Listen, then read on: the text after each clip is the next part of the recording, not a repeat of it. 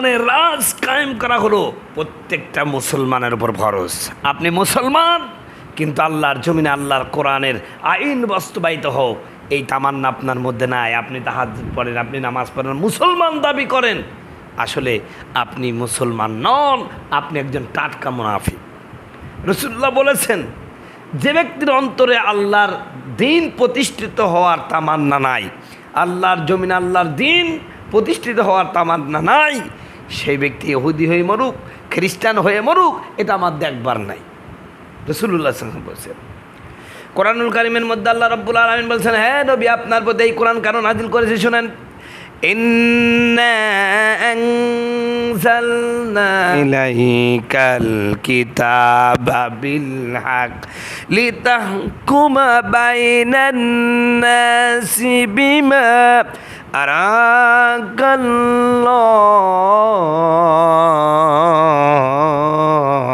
আল্লাহ বলেন 4 নম্বর সূরা নিসার 105 নম্বর আয়াত আমার আল্লাহ রাব্বুল আলামিন বলেন, ইন্না আনজালনা ইলাইকাল কিতাব, ও নবী আমি আপনার প্রতি কিতাব নাজিল করেছি বিল হাক্কি, সঠিকভাবে যথাযথভাবে। কেন নাজিল করেছি শুনেন, লিতাহকুমা বাইনান নাস, যাতে করে আপনি মানুষের মধ্যে ইনসাফ কায়েম করতে পারেন, বিচার করতে পারেন। কেমনে বিচার করবেন? বিমা আরাকাল্লাহ, এই কোরআনে যেভাবে বিচার করতে বলেছি কোরআনের আইন অনুযায়ী আপনি মানুষের মধ্যে বিচার করবেন। কোরআনের আইন অনুযায়ী আপনি মানুষের মধ্যে বিচার করবেন। নির্দেশটা কার? আল্লাহ সুবহানাহু ওয়া তাআলা।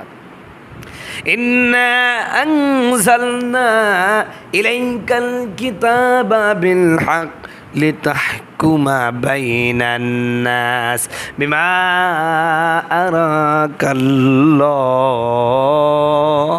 আমার আল্লাহ বলেন, নবী গো, কোরআন শুধুমাত্র চুমু খাওয়ার জন্য আপনাকে দেই নাই। কোরআন শুধুমাত্র আপনি তাকে ধুলে ধুবেন, আপনি বুকে জড়ায় ধরবেন, এই জন্য আমি কোরআন দেই নাই। কোরআন আপনাকে ঝাড়ফুঁক করার জন্য দেই নাই। এই কোরআন দিয়ে আপনি রুগীকে ঝাড়ফুঁক করবেন, এই জন্য দেন নাই। আমি আল্লাহ রাব্বুল আলামিন কোরআন দিয়েছি আপনাকে। এই কোরআন দিয়ে আপনি সমাজ তৈরি করবেন, ব্যক্তি চালাবেন, সেক্রেটারিয়েট চালাবেন, সব কিছু কোরআন দিয়ে চালাবেন। রান্নাঘর থেকে বঙ্গভবন পর্যন্ত, রান্নাঘর থেকে গণভবন পর্যন্ত, রান্নাঘর থেকে রাষ্ট্রভবন পর্যন্ত, প্রত্যেকটা ক্ষেত্র আপনি কোরআন দিয়ে জ্বালাবেন। এই জন্য আমি কোরআন দিয়েছি। জোরে বলেন সুবহানাল্লাহ। কোরআন আজকে আমরা তাকের মধ্যে উঠায় রাখি। ওই দিন কোরআন আমার বন্ধুগণ, আমার ভাইয়ারা, ওই তাক থেকে নামে যেদিন বাড়িতে কেউ মারা যায়, মারা গেল 2 কদম 3 কদম পড়ে দিলাম কবিতার মতন করে, না না না। আল্লাহ রাব্বুল আলামিন বলেছেন কোরআনুল হাকিমের মধ্যে, কিয়ামতের কঠিন মুসিবতের দিনে এই কোরআনকে যারা উপহাসের বস্তু হিসেবে গ্রহণ করবে, অর্থাৎ কোরআন পড়ে না, বুঝে না, কোরআন অনুযায়ী আমল করে না, এই সমস্ত ব্যক্তিদের বিরুদ্ধে নবীজি নিজে মামলা করবে। আল্লাহকে বলবে, আল্লাহ আমি আমার জাতির কাছে কোরআনের দাওয়াত দিয়েছিলাম, আমার জাতি এই কোরআন দিয়ে রাষ্ট্র চালাবে, সমাজ চালাবে, ব্যক্তি চালাবে, জজ কোর্ট বলেন, আর থানা বলেন, আদালত বলেন, অফিস বলেন, সব জায়গায় কোরআন দিয়ে তারা রাষ্ট্র পরিচালনা করবে, কোরআন দিয়ে সব কিছু পরিচালনা করবে। এরা করে নাই, বরং এরা শুধুমাত্র এই কোরআনটাকে একটা তেলাওয়াতের বস্তু হিসেবে গ্রহণ করেছে, কোরআন অনুযায়ী সমাজ গড়ে নাই।